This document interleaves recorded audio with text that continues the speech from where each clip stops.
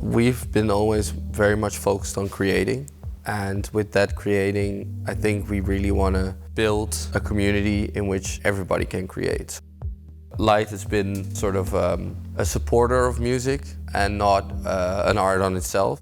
And I think many people have been talking about this for years now. We kind of want to change this just by doing it in such a way that people really see, okay, this is different, this is an art.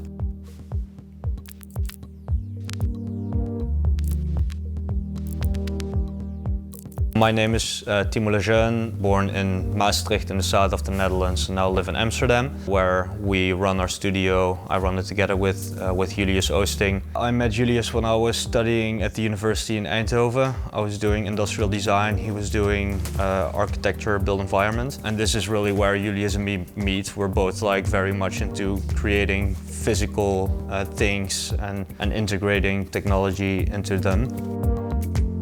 I'm Julius, and I am one of the founders and owners of Lumus Instruments. We do a very wide range of installations. You can basically slot it into 3 categories. One would be festival shows. That's always been a big part of what we do. Then the second one would be audiovisual shows, which is sort of a fusion of both of the other things we do, where we do an audiovisual live concert show where we have an artist that comes in and plays an ambient set or any other electronic live set. And then the last one would be independent installations, usually we call them, where we have an audio and visual piece that's just set up in a more exhibition type environment. Our core of what we do is we are makers. We design elements that we then use for a variety of outcomes. So we experiment a lot with shape and electronics and try to innovate in like how things are shaped and how we use them in a way that creates value and that triggers people's imagination and that creates a kind of aesthetic that pleases us and hopefully inspires people to a positive future.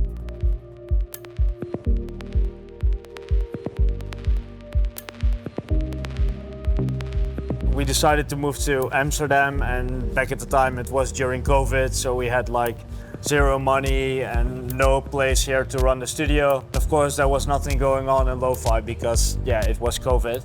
And they have a lot of shipping containers outside, so towards the owners of lo-fi we were like, can we get one of those shipping containers to have our studio? And we ended up building this whole refurnishing essentially the shipping container into an office and staying there for 2 years. We've been working from that place. And that was also really interesting because of course when we moved in there, it was COVID and it was like nobody here all the time and we can just fully do our own thing. Of course there wasn't like heaps of money from the beginning. It's like always been this way of like slowly building towards something and not like, okay, we have this shit ton of money that we're gonna throw against it and then we're gonna open it and then it's gonna work. It's way more of an improvisation kind of style, which I think is nice because our relationship to this place is also very much, it's a playground for us. And in a playground you also don't really plan, you just go with the flow a little bit. Yeah, so the first thing that we did when we came in here was creating these 4 pillars. They were already part of the architecture. So it started out like really minimalistic, like rough, industrial. It still has some of that DNA, but it slowly evolved towards something more, let's call it, I don't know, a very sci-fi kind of thing. Yes, it's always been this very organic, developing story where the way the club evolves also really is the way we evolve and our ideas, the new ideas we get, we try them out here and then this becomes a part of our identity, and I think they gave us the confidence to come in this pretty huge venue and just do that. Like 2 young guys from an entirely different city it's crazy. Yeah. And I think that's also one of the reasons we're still here.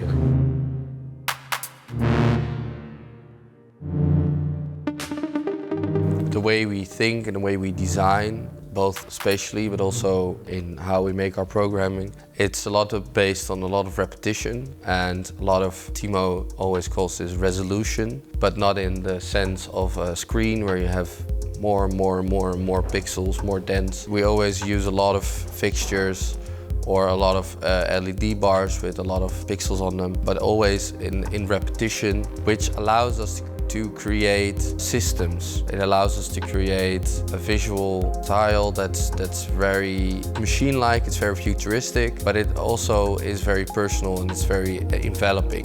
That's always sort of the ground upon which you build. A lot of our inspiration is coming from other artists who work in this way, but also a lot from digital art. And what inspires us in that sense is that we always want to make something physical. So what you see over here, of course, is a lot of LED lines. And of course, we cannot create the image of a car or of a human, of whatever with these things. So it's a lot about the movement through space. But the experience itself is very open for the interpretation of the people themselves. It's more like a living architecture more than a movie. So I think the first thing that we always ask ourselves is like, what do we want to make? Like, what kind of aesthetic do we want to achieve and what kind of technological possibilities do we want to have? We make an element that we can use in a variety of ways. When we started to make our own designs for like our own fixtures, we were like, let's separate the technology from the aesthetic element. You know, you want to keep like all of the power supplies and all the electronics in one elegant case, and then you make a cable that goes to your visual element and just make everything functional for that visual element. So that was the approach that we took with our LED bar installation, and make it in such a way that it's super light, you don't need a lot of rigging, so the whole transport of everything is just, yeah, very cheap. So the size of what we can make with just this system of LED bars is really huge. One of my big inspirations, also during my studies and still now, is Richard Buckminster Fuller. And he was one of the first to actually be like, you know, when we design and when we build something, let's do a minimum use of material, you know, try to really get to the core of the thing that you're trying to make, try to apply the physical concepts really well, try to find elegant solutions in everything that you design. And this is really the design philosophy that we live by in order to create things that just use as little material as possible.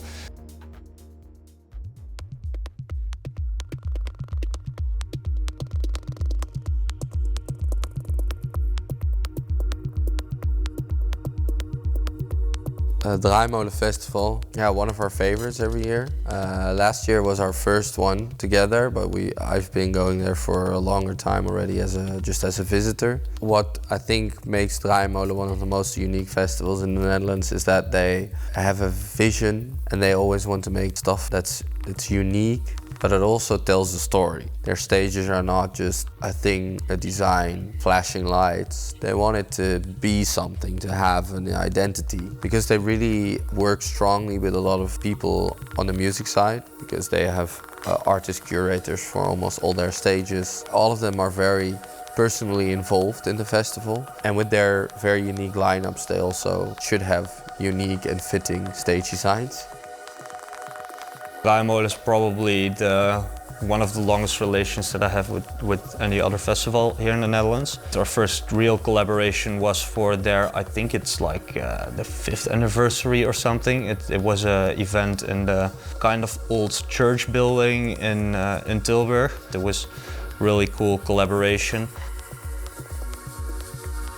We were working on new strobe bars, so new lighting fixtures. Like, we always have these very sleek type of LED bars with a lot of resolution, and now we're looking into creating more massive ones with just a very, very high output. So we were designing those and we were like, can we try to do something with those? And they really liked the idea of suspending them in the center of the stage and just make a very long line of these strobe bars through the center. One of our goals with that was to just make an installation that is very clean. So we're bringing back the boxes we built to the Aura stage, also doing a sort of second iteration of the Storm in a box for the tunnel stage. Then really use the length of the space to really fill that in and bring it closer to the crowd.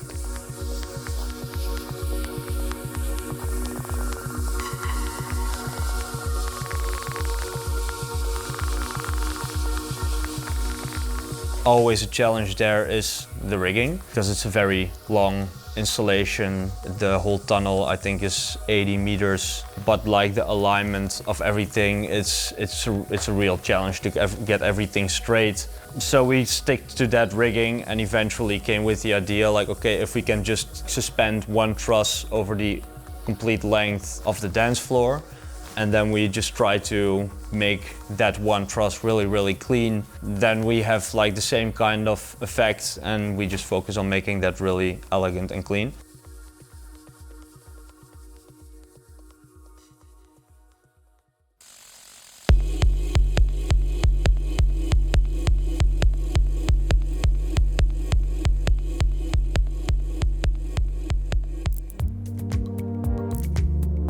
My real passion is still more into audiovisual shows like Contrarium and the installation, and this is where more of the source of my ideas get generated, and then they slowly like get transformed into these stages. Like I think that's where more innovation takes place, because we have more freedom. At festivals they can give you as much freedom as they want, but essentially in the end you don't have a lot of freedom, and there's still a lot of restrictions, like just the music. And I think the collaboration between the music and the light is a very big, very important element, and currently it's very much undervalued. People don't really see the potential that's still waiting there. When we moved in here with the studio, we had done these audiovisual live shows before, and now with COVID it's like, okay, this is the perfect timing, because you can do seated shows, and of course these audiovisual shows are only seated, and it's really well suited to this kind of club scene, because it's still like very electronic, very rough, very like dark atmosphere. So we decided, okay, let's do it during COVID. We did it here with Albert van Abbe and Speedy J and Boris Arquette, Jasper Verreizer. And that was really nice, because like these Contrarium shows, we've done now more of them, and it is one of these things that we just, like this is one of those shows where everything that we do comes together, where it's like the custom programming, the custom installation, the working together with musicians, the sound. It was really nice to try that for the first time here, and also like this very pivotal moment for us. So the artists were very enamored by the idea and about the experience of seeing their music also sort of translated into light. You saw them really interacting with the lighting system and with us, and that's such a different experience than just music being made and then light being responded to it, basically. One of the most important things that we also try to learn in general, or try to make happen a bit more, is make more contact between the DJ and the light artist. You know, it's like you both have such a big impact in the atmosphere of the complete environment. It's crazy that most of the times DJs are just playing over there, and light artists or operators or whatever are at the opposite side of the space or the field or whatever, and they don't see each other, they don't even say hi, they have no clue who they are, but both of them control the atmosphere completely. So here in the main we have our own lighting control system, because we have this many LEDs, and we use a combination of two Lejeune softwares. So Lejeune is like a software that nobody really actually uses except for us. No, like it's a very niche product, let's put it like that. We use that in combination with a lighting table that we made ourselves. So it's like this gathering of MIDI controllers that work on microcontrollers, so Teensies, and they take up all of the MIDI signals, and with that reprogrammed like color picker and effect selector and the sequencer, and especially the sequencer is, I think, the defining kind of element for our type of shows. And that's like really the beating heart of everything in terms of club shows and festival shows that you see. And with this control system, we want to nudge people a little bit more, like this is predefined, all of this is predefined, and this is where you can make your own kind of things. And then the sequencer was really like a musical sequencer. So like club music is of course very much sequence based. It's drums all the times and these kinds of rhythms. So we wanted something to recreate these rhythms with and have more than just like a sine wave going up and down or that you have to tap all the time. So we created a sequencer which is like an 8-channel waveform sequencer where we can live and manually control the attack. So how does it fade in, how long does it stay on, and how does it fade out? And that's essentially what you want to do with lights, because you can like very quickly and detailed and accurately control how everything grooves and feels and swings and tiny details. And when you hear a sound, you can just recreate it in the sequencer where it comes in, and I think that's really cool. I think we have a group of, I don't know, like 15 different operators that can control the lights here, so your setup has to work for more people than just us, you know. Yeah. And this is also a big difference also in how we progressed as a studio, where it's began as like, oh yeah, we do everything, towards no, we do certain things and then we have to collaborate with a lot of other people to make everything else possible. Our lighting designs, but also the way we control our the lighting is all custom built. And back then, sort of the first few controllers that we had here that we used to control the light with has really developed into the system we use now. Seeing these guys work and seeing that they always want to do something bigger, do something better, and I think that's we're just at the beginning somewhere still, and I know that there are some really big dreams. Slowly they are getting there, and I'm a part of that. We keep connecting different worlds, we keep connecting different visual styles, we keep connecting different artists, and that's what is the fun thing about doing all these three things together. Because you work in so different environments, everything informs each other. We have always been a studio that's very organically developed in what we do and why and how we do it. Both of us, me and Timo and everybody who works with us actually, are very strongly motivated to just make beautiful things, but also beautiful experiences for people. And that sort of makes it organically growing where we go. I think it would be amazing to go further in the integration between the three parts. Have more audiovisual shows that are actually sort of live happening at a stage, or build a system that we can integrate where you can do a live artist, can just plug in and it makes their show so much sicker. And in that sense, bring those three types of installations closer together. I think that would be great.